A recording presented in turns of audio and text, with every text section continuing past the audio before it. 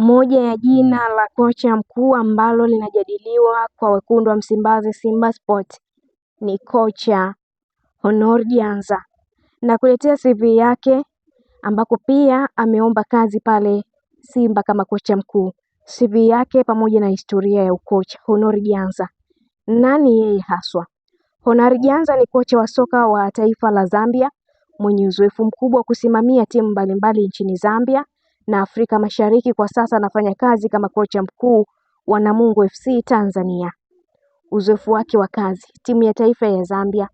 Aliteuliwa kuwa kocha mkuu wa timu ya taifa ya Zambia mara kadhaa, ikiwa ni pamoja na kuiongoza kwenye kombe la mataifa ya Afrika AFCON 2015. Janza amecheza na kufundisha katika ngazi mbalimbali ndani ya Afrika. Namungo FC Tanzania, kocha mkuu tangu 2021, akiwa ameleta mafanikio kama kubadilisha mtazamo wa wachezaji na kufanya vizuri katika ligi kuu. Zambia National Team, meneja wa timu kuu na mara kadhaa alikuwa sehemu ya benchi la ufundi. Zesco United FC ya Zambia, aliwahi kuwa technical director, mkurugenzi wa ufundi, akihusisha mikakati ya maendeleo ya timu kubwa ya Zambia. Napsa Stars ya Zambia, technical director akisaidia timu kwenye michuano ya kafu. Mbambane Swallows ya Eswatini, alikuwa kocha mkuu wa klabu ya Eswatini kabla ya kurejea Zambia. Leseni na ujuzi: amefaulu kuwa kocha mwenye leseni ya CAF A na UEFA B, na pia ni mwalimu wa makocha CAF Elite Instructor, akifundisha mafundi wa soka na makocha wengine barani Afrika. Uzoefu wa Afrika Mashariki: Namungo FC kutokea Tanzania. Alikuja Tanzania kuiongoza Namungo FC, klabu ya ligi kuu Tanzania bara. Alishinda tuzo ya kocha wa mwezi wa ligi kuu ya Tanzania kutokana na michango yake. Taifa Stars, timu ya taifa. Aliteuliwa kuwa kocha wa muda interim wa timu ya taifa ya Tanzania, Taifa Stars, wakati wa ratiba ya CHAN qualifiers. Jina lake kutajwa kwa wekundu wa Msimbazi Simba Sport. Katika taarifa za hivi karibuni kuhusu Simba Sport kutafuta kocha mkuu mpya baada ya kuondoka kwa Dimitar Pantev, majina ya makocha kutoka nje yaliyotolewa pamoja na Honor Janza kama mmoja walioingia kwenye orodha ya wagombea waliowasilisha maombi.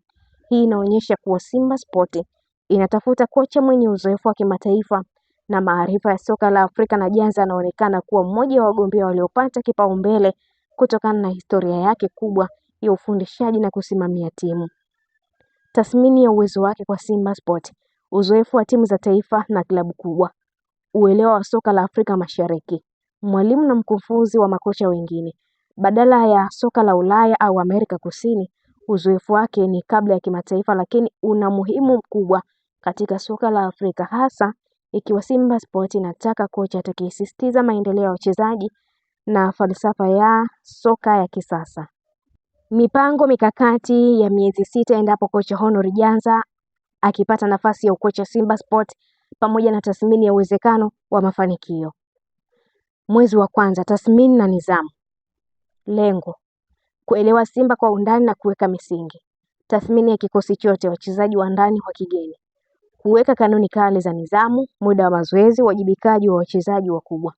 Kukutana na uongozi kuelewa malengo ya ligi, malengo ya kafu. Kuchambua mechi 10 mpaka 15 za nyuma za Simba Sport. Nguvu ya Janza hapa ni kocha wa nidhamu na mifumo, hapendi mzaha.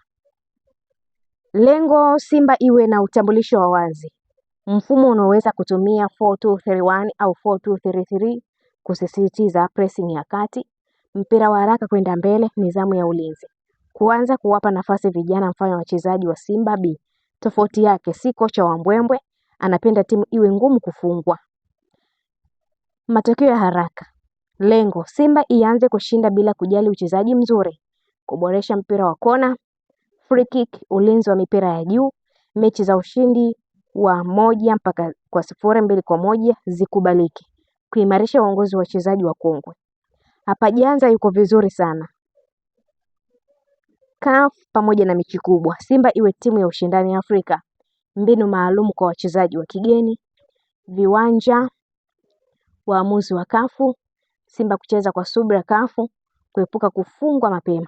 Faida kubwa Janza na uzoefu wa timu ya taifa pamoja na kafu.